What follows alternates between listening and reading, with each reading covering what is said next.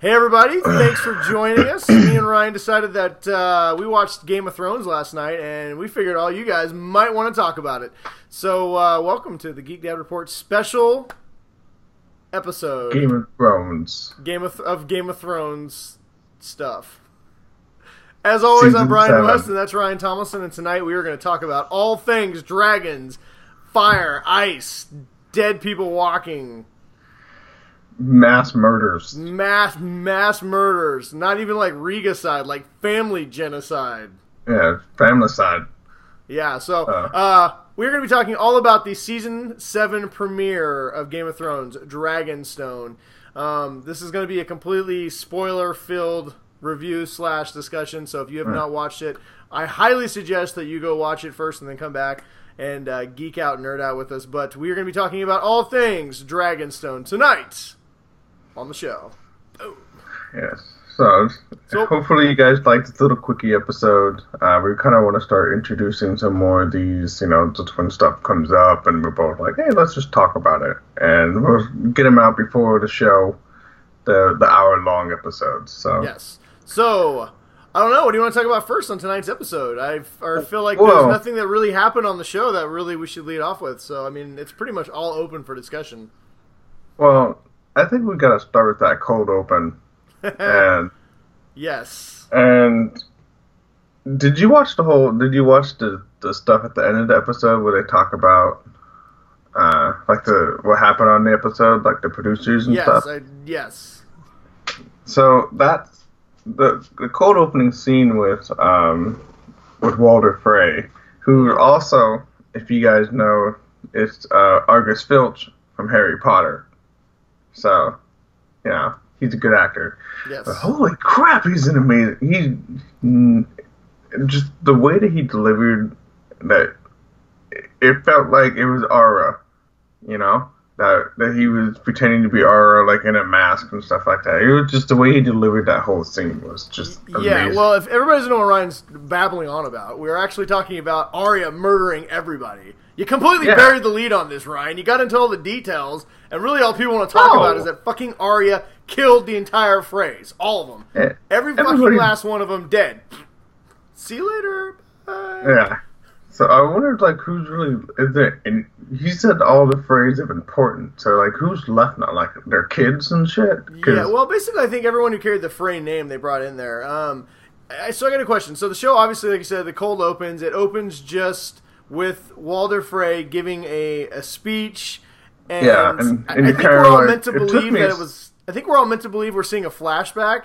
At what point did you realize that it was Arya and that she was about to murder everybody? Because for me, it was when he gives his speech and he says, "I've gathered every Frey of note," and I'm like, "Oh shit, that's Arya! She's gonna kill them all." Yeah, she's fucking I was trying to think of how she was going to do it at first. I was like, she's going to just jump up and just start stabbing everybody. But when she said, "No, let's stop drinking that piss wine," and something she's fucking the wine. I knew it was coming.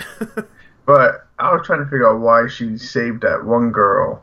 But it was because she needed somebody to be the witness. No, because even though she's on this quest of vengeance, and it's definitely, in some ways, it's corrupting her a little bit, she hasn't lost who she is, right? So this girl isn't guilty. She's only she killed Frey and made him eat his sons because that's what, that was what the vengeance demanded, right? That's what, what is it? I think there's an old... that's some pretty hardcore fucking vengeance. But if I was talking to somebody who read the books, well, it wasn't you for once, but apparently in the books they tell the legend of a guy who broke the oath of protection for his family, and then he ended up having to eat his sons. The spirit of vengeance killed him off and had to feed him his kid. So that's what this was about. Arya, that was following through with that legend.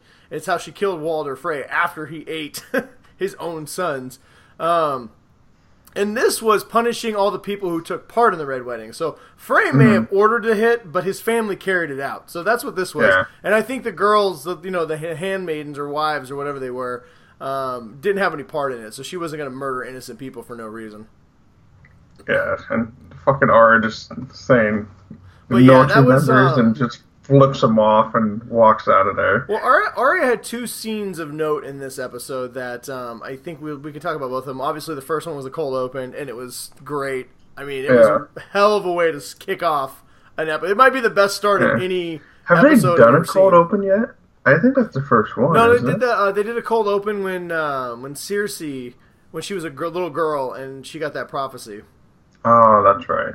And so they've done. I think this is the third cold. I was trying to think what the other cold opens were. I think all the cold opens in the past have all to do with flashbacks, which is why I think they did the cold open here to make you kind of think that this was a flashback. But I mean, early on they tipped their hand real quick. It wasn't a surprise when everybody started choking to death. You saw it coming. And as the speech went on about, the problem with the wolf pack is if you leave one wolf alive, they'll come back and kill you all. It was a great speech. It was a great moment. Any fan of the show, the phrase have been just you've hated them since the Red Wedding, and you've been waiting for them to get their comeuppance. So this is a Joffrey scenario for me where I took nothing but just glee watching them all choke to death on their own blood. It sounds pretty awful, but hey, that's what this show breeds in us, so that's how I felt. Well, and does it feel weird to be rooting for, someone who's essentially just mass murdered, 50 people? No, because the people she mass murdered were really awful, so hey. That's true. So I guess as long as it's awful people, then... Yeah, well, the other scene that Arya had was a smaller scene, but I think it was equally as important. It gave us a lot of information. This episode in general really I felt like was kind of a set the stage and give us a little information of where everybody was going, because I feel like the season, since there's only going to be 7 episodes, is going to move along really, really fast. But the other scene was Arya came across a group of Lannister soldiers. One of them happened to be Ed Sheeran, the much talked about pop star who was going to get a cameo in this. The internet hated it, by the way. I didn't hate it. It felt really strangely out of place, but just because... Well, it didn't bother me, because I was like, oh, that guy has a nice singing voice. Yeah, he and had then a nice... everyone talking about him, and then I had to look at him like, oh, he's a singer. I didn't even know who the fuck he was. So I saw something today about the... I was doing show prep, Ryan, which occasionally I do here. The song that he was singing apparently had a lot of importance. Apparently it's the song that came out in Storm of Swords. It was a song written about Tyrion Lannister when he killed Shay. It was about. It's called the Golden Hair, and it's basically like the golden hair pulls the chain and kills the. I remember this. I vaguely remember the song, but. So a lot of people are actually saying that because this happens, he's singing this song so far after after those events have already happened, that this may be a foreshadowing of Jaime possibly killing Cersei. You think? I don't know. He's going to kill the Mad King and his sister? Because they have the hand of gold is referenced in the song, and so he actually has a hand of gold. Plus, if you remember, Cersei's prophecy said that she would die by the hand of her younger brother, and everyone just assumed that it was Tyrion. But Jaime is technically her younger brother. He was born seconds after her, so I don't know. We'll see, but we'll talk about Jaime and Cersei in a second. So anyway, Arya, I think this scene did two things. So she sits down and she talks to these Lannisters. Clearly she was going to murder them all, but then they all had a very humanizing moment. Something the show doesn't always do a good job of is humanizing the cannon fodder to an extent, We know a lot about the main stars, but we don't always know about the no-names who get murdered out in the fields. Oh, yeah. I mean, there's just one guy who's like, I just want to go back to my dad and help him on his boat. And, he doesn't, nobody wants to fucking be out there. Well, and then the one guy that was touching was, he's like, my wife just had a child. And then she's like, Arya's like, well, what is it? And he's like, I don't know. You think we get ravens? We're just soldiers.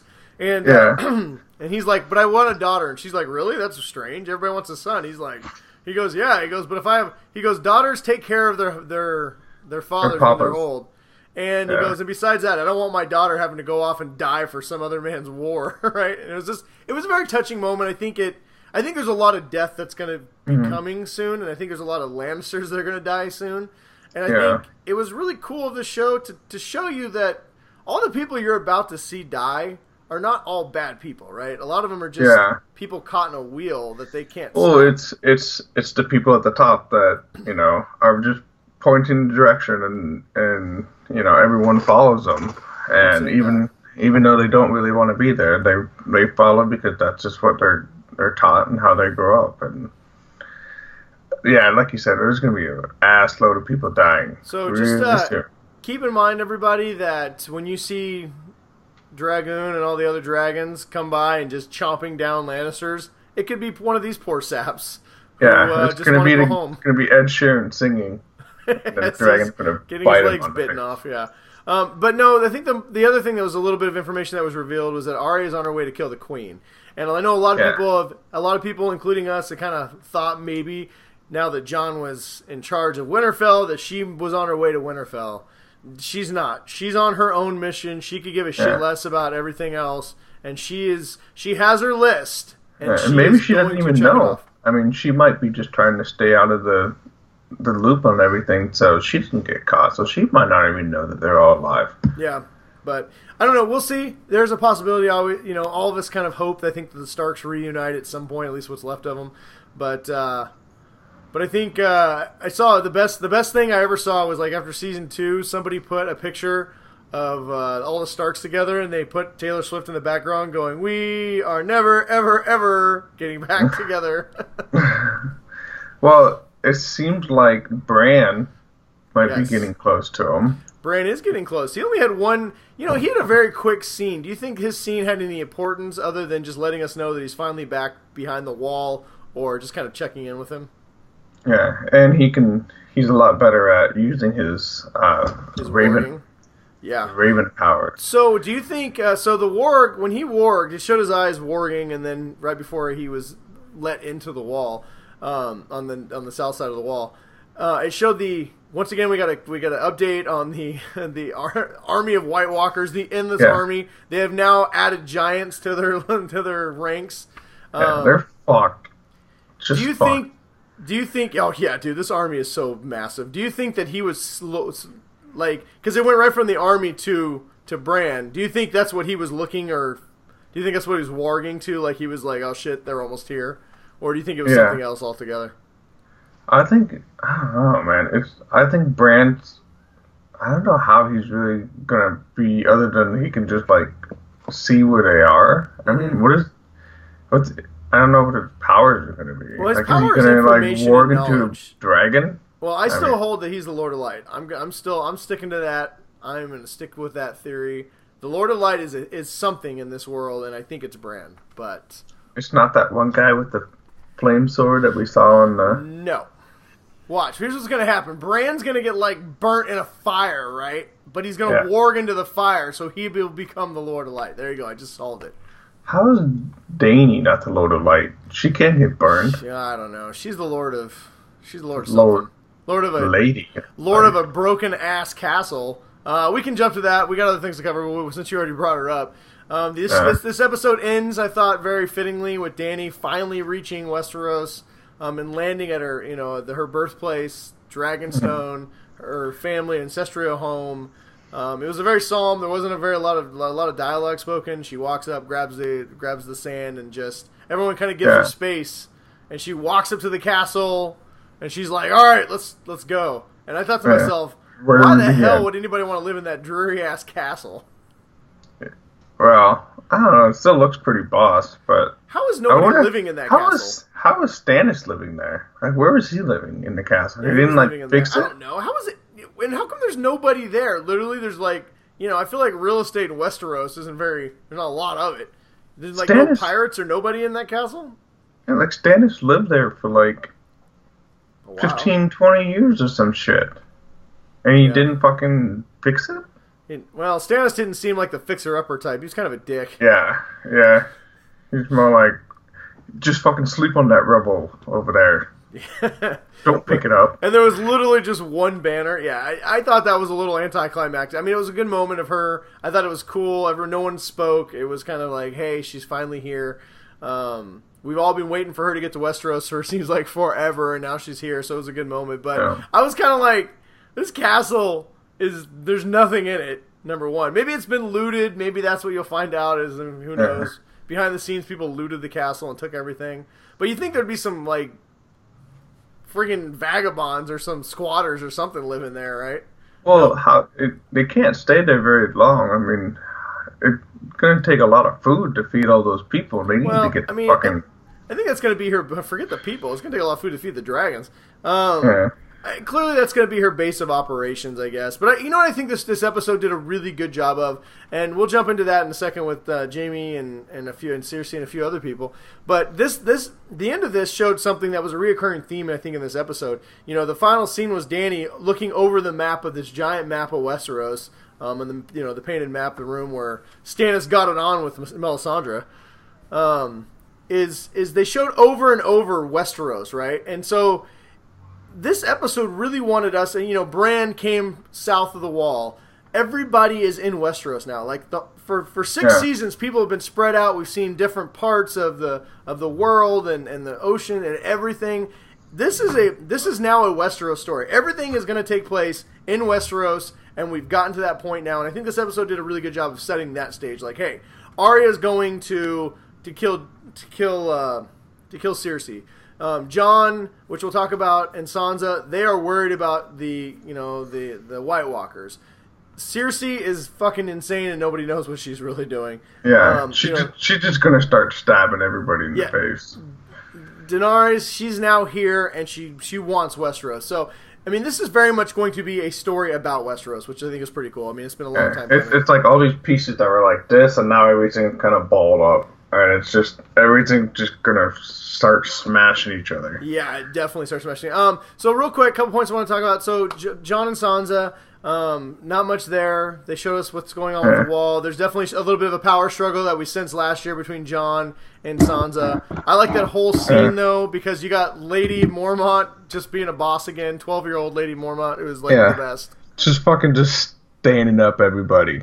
Yeah, Jon wants to train girls, and they're like, "You want us to train girls?" And she's like, "Well, I'm not going to sit this out, and I'm going to girl." Yeah, like, I'm going to fucking fight. So yeah, I want to see Lady Mormont just like fucking stab a White Walker in the face or something. Yeah, that'd be great. Well, I'm pretty sure she will. I like how Jon is very much aware of this. He's trying to get everybody together on the same page. I like that he put the wild folk in charge. They're basically the new Night's Watch. Yeah. I thought that was a great... Tormont only had a couple scenes in this, but he was great. When he asked him, he's like... John's like, I want you to go to the Eastern... The tower... East Watch by the Sea. Yeah, East Watch by the Sea. And he's like, are you saying you want us to go guard the castle? He's like... Yep, he's like, well, I guess we're the new Night's Watch then, and he's kind of laughing at everybody and walking off. Yeah. And then the moment where he creeped up on Brienne of Tarth again. Oh, God, he wants to bang her. I love that little chemistry, because she's just like, what the fuck? Because she's not used to any of that shit. Well, I love that she wants nothing to do with him, but he's got that same, like, Shimo smirk on his face, like, hey, babe. Yeah. When she's training with Pog, and he's, like, creeping up on her. It's so great. But anyway, that was... But just the wildlings are already a part of the Night's Watch in the book. Oh, okay. Jon had them join, and that was part of the reason why he got stabbed, but because he allowed, like, that big, huge giant from Battle of the Bastards, he joined the Night's Watch. And so he was wearing the black and stuff like that. Oh, that's cool. Well, so moving on real quick, I did like that scene for a lot of reasons. The Jon and Sansa stuff I think was really important. One, it showed that Jon, he's changing, he's changing things, but he's also still very much a Stark. He's still doing the same shit that got him in trouble and got him murdered in the first place. And Sansa, on the other hand, is completely, not going to say done a 180, but she's taken on so much of the people that's fucked her over. The Boltons, the Lannisters, all these people. In fact, one of our friends had pointed out that, Matt had pointed out that she's now wearing her hair exactly like Cersei wears her hair in a previous episode. When she had hair. What? When Cersei had hair. Yeah, when Cersei had hair before she had to shave it off. But, I really like the moment. See, I think both of us speculated last year at the end of last season that Sansa and Jon were going to have a falling out and that she was going to plan her own thing.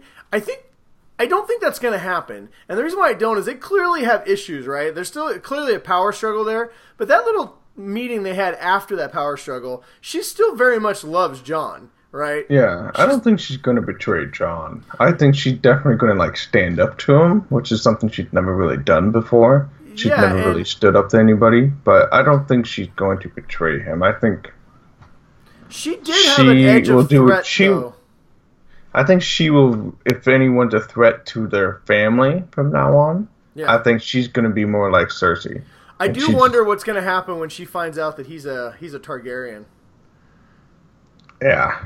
Well, that kind of legitimizes his claim, I think.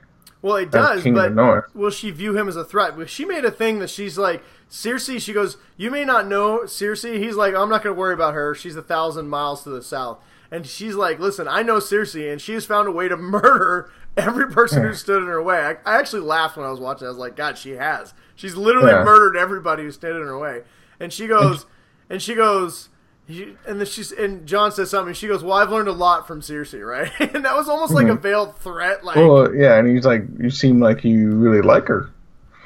Yeah, and she's like, well, I've just learned a lot from her. But I do like the fact that anybody who thinks that she's going to fall for Littlefinger's whatever, I don't think that's going to happen. Littlefinger tried to... Yeah.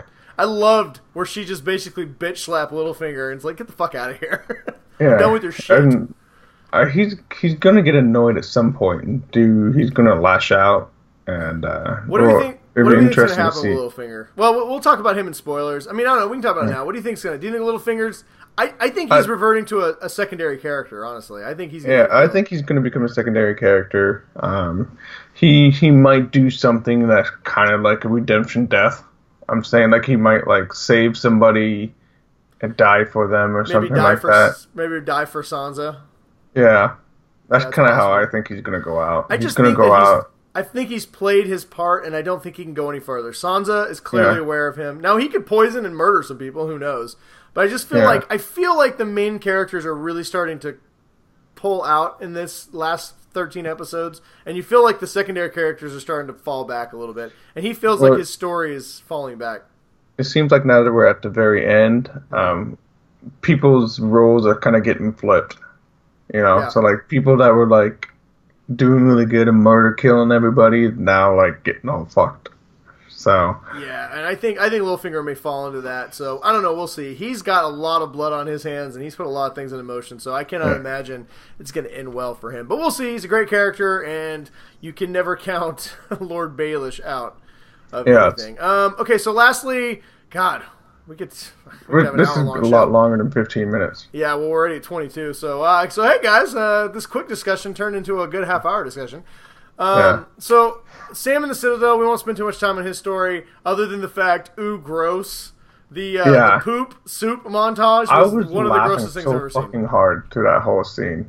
I was just laughing. It was so funny. This show had a man with a giant wart on his wiener, and they showed it. That did not gross me out as much as the poop montage. It made me like, oh. Yeah. Oh. And what do you think about Jorah Mormont's arm? Fucking his grayscale arm. I think you're seeing the entryway into Sam being able to meet up. I think he will be the connection between Sam. Sam will eventually now. I believe 100% Sam and Gully will eventually and little Sam Jr. will eventually meet Daenerys, and I think this is what's going to happen. He's going to have some kind of information that Dragonglass. Yeah, well, that Dragonglass clearly is going to play into it. I mean, it's not a coincidence that John's like, get all the Dragonglass, and they just happen to find out, oh, look, there's a mountain of it under Dragonstone. Well, I read something that, like, a guy had, like, frozen the page that Sam was reading about the Dragonglass, and one of the things said that, like, Dragonglass can actually cure illnesses. Mm-hmm. So I think he's going to talk to Jorah. Oh, you think that's the cure? And the Dragonglass might be a way to cure the grayscale, or at least stop it. Because remember how Stan's daughter had it? Yeah. And she was cured. Where'd she fucking live? Yeah. On the big, huge fucking mound of Dragonglass. Oh, and so look at that. See, people, insider information that you can only get here on the Geek Dad Report. Yeah, so he might get that information. Jorah might say, well, I can get you to Dragonstone. Yeah. Well, did you make out what Jorah said when he put his arm out? I didn't hear that. So he said, has Danny gotten here? Like, yeah. So, you know, and I don't think Sam understood exactly what it was. I think that's how Sam's going to get with Jorah. Him and Jorah are going to go to Dragonstone, and that's how Sam's going to convince them to get the Dragonglass to the north, and Dany is going to, like, send a dragon to the north. That dragon's going to die, taken over by the White. That dragon's going to get taken by the White Walkers, and all that makes too much sense, so none of that shit's going to happen. Yeah. But So, anyway, I thought that was a cool little, like I said, more setup. It was, it's sad to see Sam had these great visions of becoming a maester, and now he's like, I'm just a shit errand boy. Typical George R. R. Martin shit. You reach for glory and you end up cleaning shit. I think Sam's going to play a large role. I think the dragon glass thing, like the dots that I'm trying to connect, I think that's how Sam's going to end up playing out. No, Sam is definitely one of these top. I mean, he may not be the alpha characters, but he's a top tier character. He's gonna, I don't know if Sam's gonna make it through this whole thing, but he definitely has a big part to play, and that's gonna be part of it. All right, so you want to talk? We got two things left. You want to talk about the Hound, or you want to talk about the Lannisters and the Greyjoys? Let's do the Lannisters last. Okay, so we'll do fast. The Hound didn't have a huge scene, but it was a really, I think, big one to show the growth of the Hound. He's become such a his character arc has actually been really amazing to watch. Like from the bastard he was to we all thought he was dead to coming back and actually not only by the end of this episode becoming a believer of the Lord of Light to an extent because he saw something in the flames. Right, the flames spoke to him. He saw the bad guys coming. Yeah. But the whole fact that he went back to I thought it was a great callback to season 4 when he robbed the father and his daughter after they showed him kindness and fed them, and then he robbed them because they're like, well, they'll be dead by winter. Well, sure as shit. They go there, and he doesn't even want to go in the house because he knows what's waiting for him. And he sees him dead, and the fact that he's out burying him, he knows he can't do anything for him. He wronged him, but he's actually out in the frozen ground burying him. It's just showing how much he's changed over the 7 seasons. I like how he started to recite the thing. Yeah. And he goes, we pray to the Father and... No, fuck, I don't know the rest. It's like, peace. Yeah, peace. But it just was a good... I mean, what I like is they haven't made him into somebody he's not, right? But you've seen the character, the change in who he is. And even I love his banter back and forth with the lightning... Yeah. The bannermen. It's weird without banners. For all the characters to get like this long, like, engaging character arc, it's him that gets like one of those ones. So he must have some. I want to know like what's his part going to be in that? And Hound. I mean, well, and he even because they're obviously paying attention to him. Well, I mean, they put a lot of time into it. Well, even he pointed out, like Lord Barrick, he's like, why do they keep bringing you back to life? You're nobody. You're not even a good knight. Like you're just. Yeah. I've met way better men than you, and I've seen them just die in the field shitting themselves. Yeah. And, and he goes, I know they have such great visuals in the show. Yeah, I know a good man who died shitting himself in the fields of battle, right? And you're like, oh, that's awful. But I think one of the themes, there was a lot of themes I thought in this episode, and I think one of them was obviously that everybody's here, but another one was a sense of purpose. Like, hey, everybody has a purpose for the grand finale, and it's letting us all know that everybody's there for a reason, right? Everything's happening for a reason. The characters they've brought back together, they've brought together for a reason. And it's crazy to see the characters that are still alive. Like, if you go back and if you would have thought, well, you knew because you've read some of the book, you read the books, but for me, like, if I go back to episode 1, if you say, hey, at the start of season 7, what characters you think will still be alive and play a major role, a lot of these ones are not ones that I would have picked, right? And that's the genius of George R. R. Martin and his writing. Yeah, well, my theory is that he's not actually going to finish the books now. He's going to let HBO do it for him. And then just be like, well, whatever, I'm done, and then start writing something else. Dude, you would be pissed. He's working on bringing, like, another book series to TV. Like a different series. Yeah, I know, so I saw that. He just doesn't... It's like a sci-fi series. All right, well, hey, we're running out of time. We can talk about George R. R. Martin on the show on Thursday. But, Cersei is insane. So, lastly... She's got a big, giant painted map of Westeros. Which was awesome. Yeah. I want one. Yeah, honestly. I do too. To Ryan's point, Cersei has lost her mind. I thought Jaime crushed it in all the scenes that he was in with her.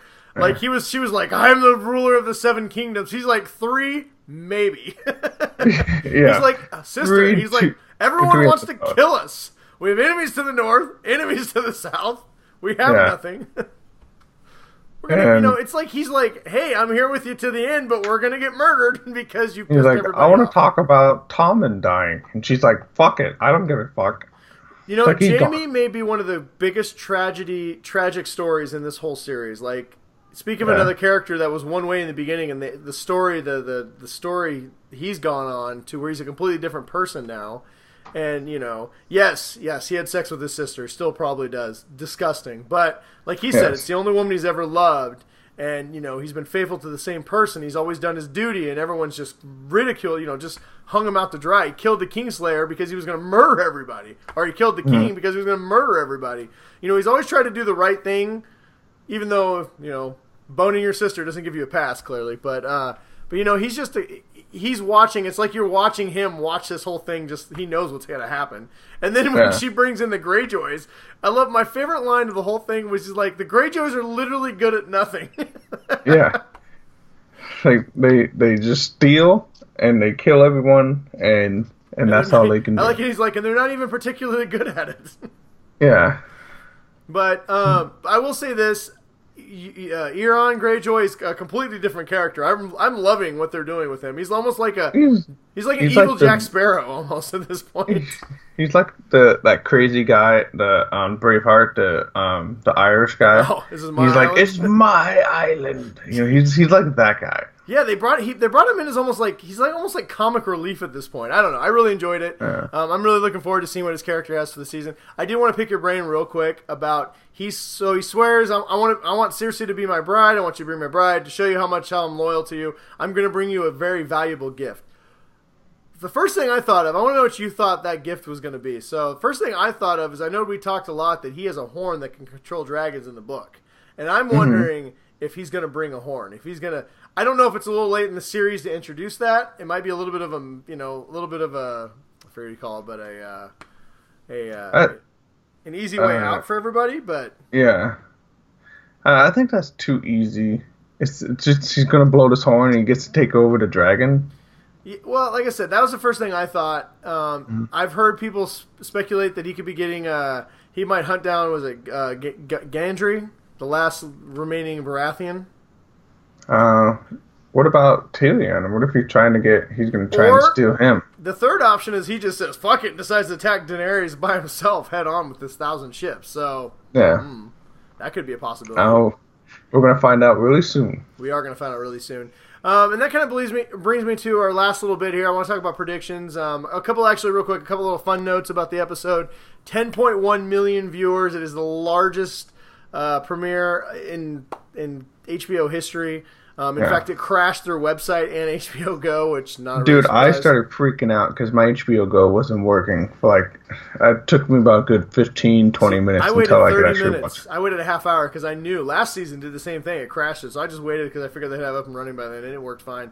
To put it in perspective, the season 6 finale had 8.89 million viewers, so this is almost this is a full million, over a million more viewers that they picked up in the season. So a lot of people were watching it. One more thing I did want to point out too is that I thought it was kind of funny. We talked about foreshadowing. Tell me they didn't. The wall. I'm 100%. I believe it 100% now. The wall will fall, and I believe it's going to happen at the end of the season. Oh yeah. I love the part when the Maester's talking to Sam, and he's like, "Listen, I believe you, but everyone thought the world was going to end, and it kept going." He goes, and through it all, the wall stood, and as long as the wall stands, we'll be okay. And I was like, oh, shit. Why don't you just jinx him? That's like saying a kicker hasn't missed a field goal all season. Here it comes. It's like the Green Bay Packers are not going to lose this game when they're up by 21 points with 3 minutes to go. And all right, moving on. But anyway, I guess we can throw that in prediction. I have a prediction. I think the final scene in season 6 is going to be the wall falling. Because here's what I'm thinking. I don't think the season's going to play out like a normal season 7. I don't think the season's going to play out like a normal season. I think this season 7 and 8 are one season. I think it's a 13 episode season that they are cutting at 7, and we're going to get the back 6 in a year. That's going to suck. It will suck, but I think that's the way, because they keep talking about having a long, they keep referencing Breaking Bad, who made one long final season and cut it into 2 parts. So I really think that's what they're doing here. And I think if that's the case, we're not going to get resolution with the White Walkers. We're not going to get resolution with the throne. But I do think it's going to fall, and I think that's going to be the end of season. Or it could be sooner, but I think at some point this season that wall is coming down. I'm not sure how. They haven't introduced yet how the wall can come down. I know there's like another magical horn that can destroy the wall. So well, in the books that got burned. Oh, did it? All right. Well, we're going to find out. But, I mean, yeah, we'll find out. So other than the wall falling, what do you think? Do you have any major predictions for this season? Like, I'm not even sure who the main villain is this season, to tell you the truth. I mean, obviously Cersei and Euron and the White Walkers are your major, I think Littlefinger might play a small part. Mm-hmm. I think that's pretty much all you really have left, really, that you can think of as a quote unquote bad guy. Yeah, there's no more that you can really have unless they introduce someone new. Well, because like last year we had Ramsay. Ramsay ended up becoming season 6 major villain, right? I mean, you still had Cersei in the overarching story, but he became the main villain. A lot of people are saying... I think we're going to see the extent of what Cersei can do. Yeah. And she might prove to be even worse than, like, Ramsay. Do you think we're going to lose one of the major characters this season, or do you think they're all going to fall next year? I mean, and when I mean major, I mean Sansa. I mean last name Stark, Lannister. Yeah. Or I think we're going to get at least 2 major deaths this year. And who do you think they're going to be? I think one's going to be.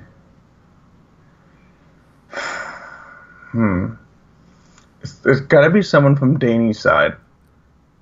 Like Grey Worm or... Yeah, that's a good point. She hasn't really lost anybody in a while. Do you think Tyrion could fall this season? No.